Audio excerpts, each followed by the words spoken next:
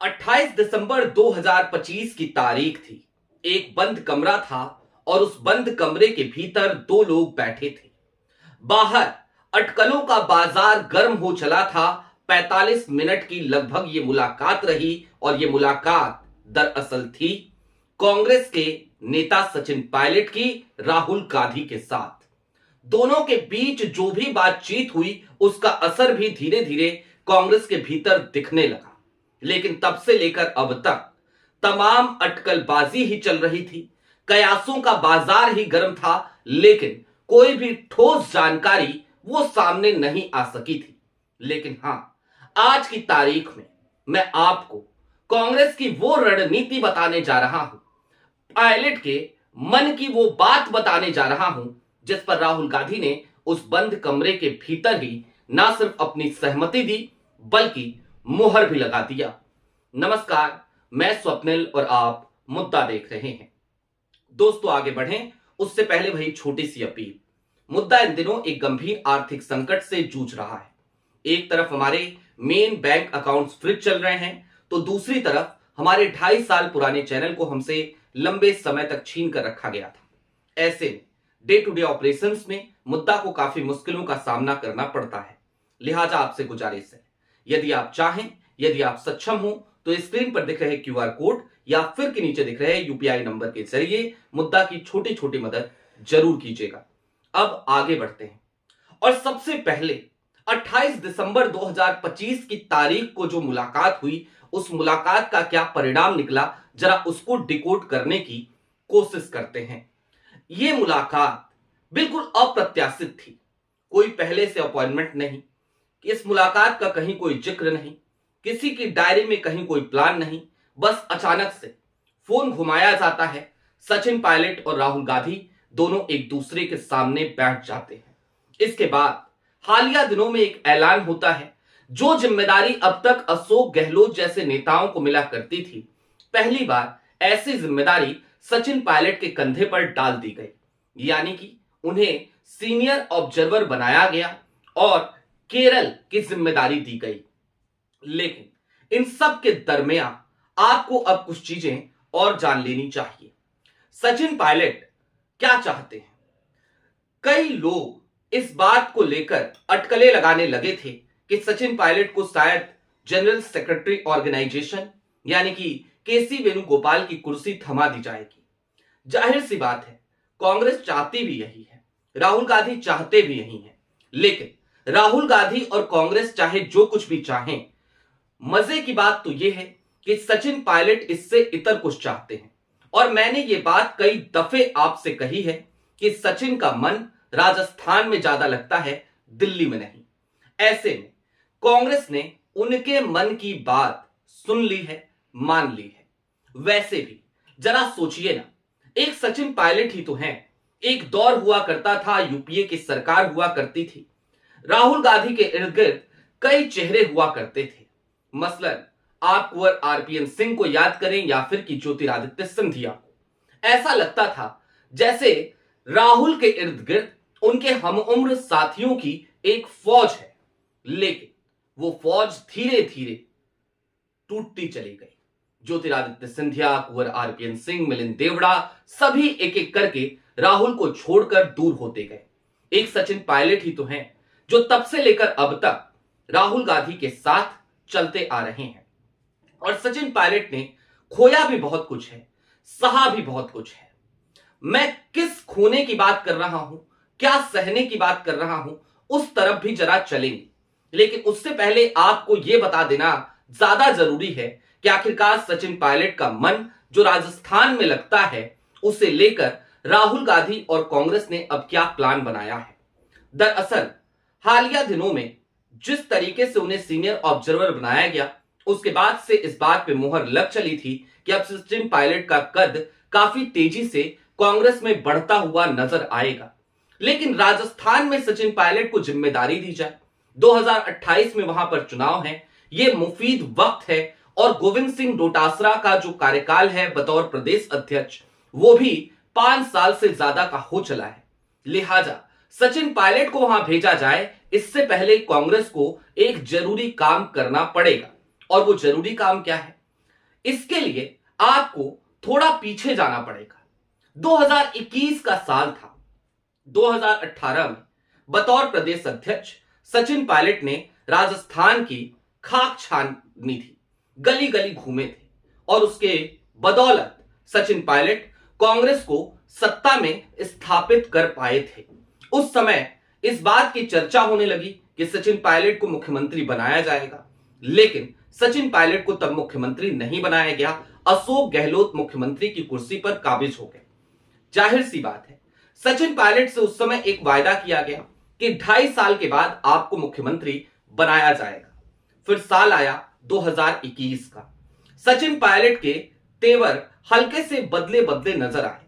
अपनी ही सरकार, अपनी ही पार्टी की सरकार, उस पर भ्रष्टाचार के आरोप भी सचिन पायलट ने लगाए। 2021 का वही साल था जब सचिन पायलट से यह वायदा किया गया था कि आपको मुख्यमंत्री बना दिया जाएगा 2.5 साल के बाद। सचिन पायलट को उस वक्त मुख्यमंत्री बनाने की तमाम तैयारियां भी हो चली थी, लेकिन अशोक गहलोत दिल्ली की तरफ आने से मना कर देते हैं, अपनी जिद पे अड़ जाते हैं और सचिन पायलट के रास्ते का रोड़ा बनते हुए नजर आते हैं।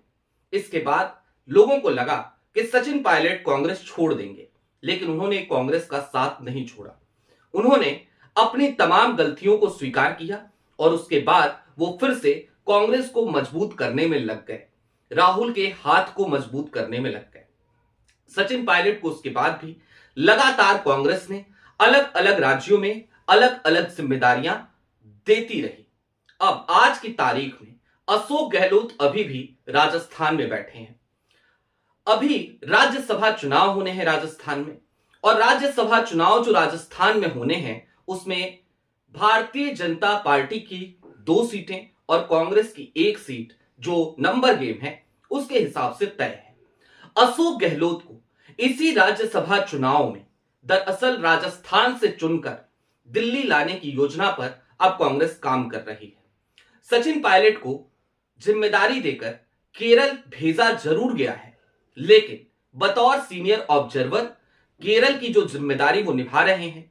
केरल में 2026 में ही चुनाव होने हैं, अभी होने हैं, मार्च अप्रैल में होने हैं, यानी कि चंद महीनों का समय बाकी है। और इसके ठीक बाद सचिन पायलट की जो ताजपोशी है वो दिल्ली में ना होकर राजस्थान में होने की कवायद चल पड़ी है। यानी कि पायलट की मन की बात, पायलट की इच्छा, पायलट जो चाहते थे अब वो होने जा रहा है। वैसे भी अशोक गहलोत अब तक 3 बार बतौर मुख्यमंत्री राजस्थान में अपने कार्यकाल को पूरा कर चुके हैं, लेकिन सचिन पायलट वो उप मुख्यमंत्री रहे, तमाम इच्छाएं उनकी रही, उसके बावजूद उनकी तमाम मेहनत रही, उसके बावजूद उन्हें अब तक जिम्मेदारी नहीं दी गई थी। सचिन पायलट का राजस्थान से एक अलग लगाव है।